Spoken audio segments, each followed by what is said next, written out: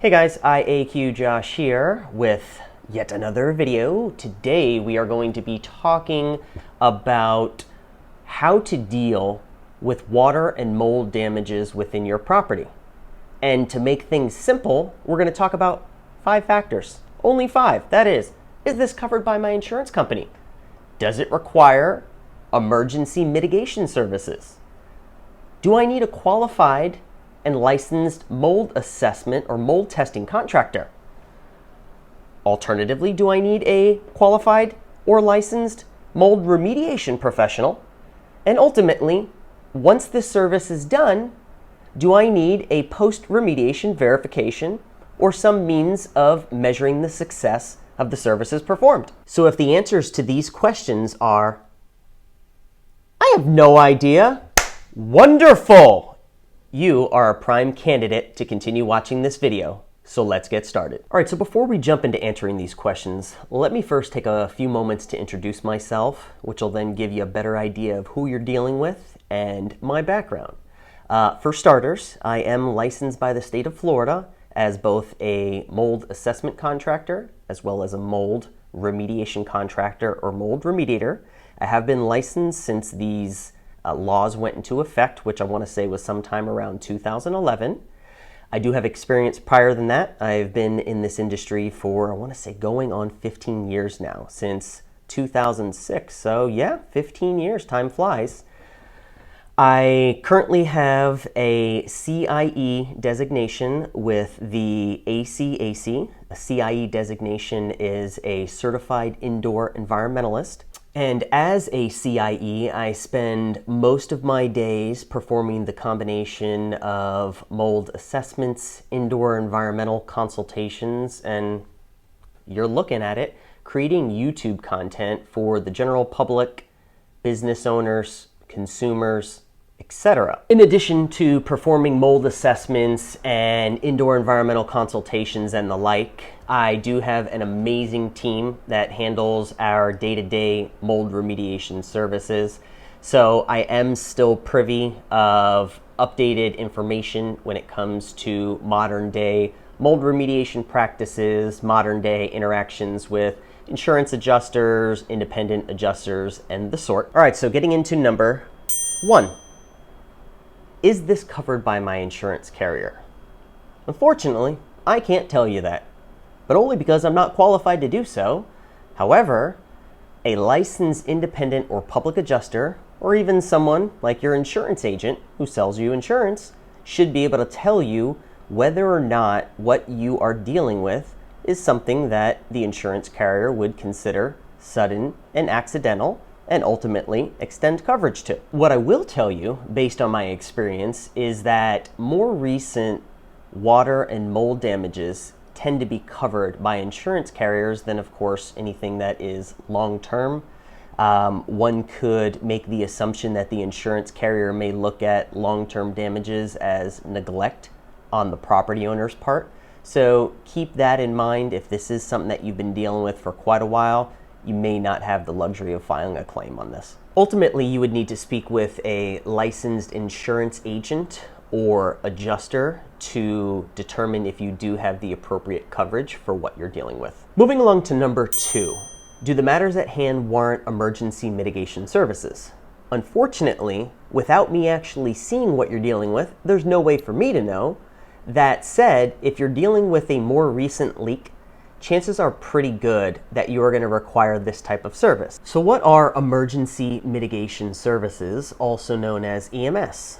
Well, these are mitigation efforts that could be performed by either the property owner, maybe such as yourself, or through the acquisition of a professionally qualified restoration or mitigation professional. Typical mitigation services involve the implementation of commercial-grade dehumidifiers, the implementation of air movement devices such as centrifugal air movers, radial air movers, and even axial air movers, as well as any other equipment that's needed to ultimately dry the structure to a pre-loss condition. Pre-loss condition meaning the condition in which the property was prior to this water event having occurred. All right, so let's look at number 3, By now you should have already completed the emergency mitigation services, if those were needed. And now we're going to be looking at the need for an industrial hygienist or mold assessment contractor. This professional may or may not be licensed, ultimately depending on your state's requirements as part of their local licensing program.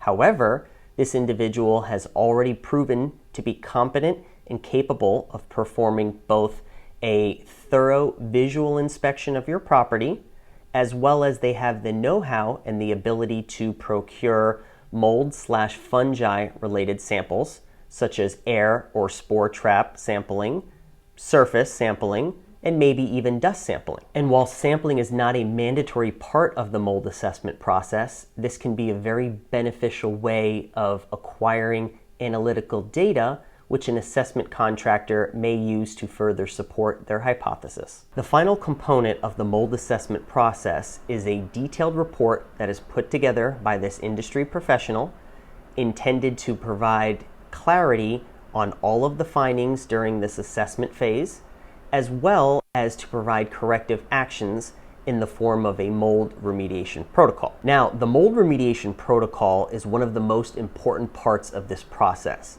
as this is going to be the document that is typically provided to both the insurance carrier as well as any prospective mold remediation companies that you're looking to have provide an estimate on the work at hand. That said, when you are speaking with mold assessment consultants and contractors, do make sure that one of the first questions that you ask is whether or not they will be providing you with a mold remediation protocol, as this is such a vital component of this process. Okay, so by now we've performed the emergency mitigation services, again, if they were applicable. We've already had out to our property a mold assessment professional or an industrial hygienist, and now we're ready for the mold remediation process. The mold remediation process typically begins with interviewing one or more mold remediation professionals.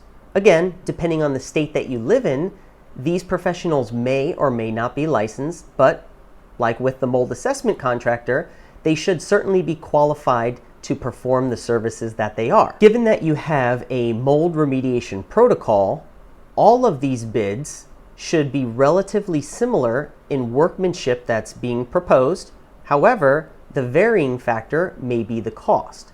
So if you have not already, be sure to provide these mold remediation contractors that you're interviewing with the mold remediation protocol that you received in the previous step. After you've reviewed all of the estimates and went through your qualification process with the mold remediation contractors that you've been interviewing, next step is going to be to hire that professional. Now, when the mold remediation process begins, you're going to see everything from the implementation of engineering controls such as air filtration devices, commercial grade dehumidifiers, the setup or erection of containment barriers, also known as isolation barriers or chambers.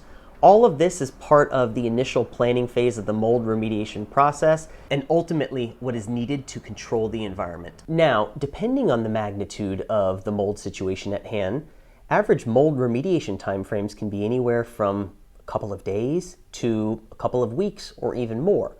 So it's very important that there's clear communication between yourself, the mold remediation professional, and even the insurance carrier as to make sure that clear expectations are set across all ways. Last but certainly not least is the post-remediation verification, also known as a clearance assessment.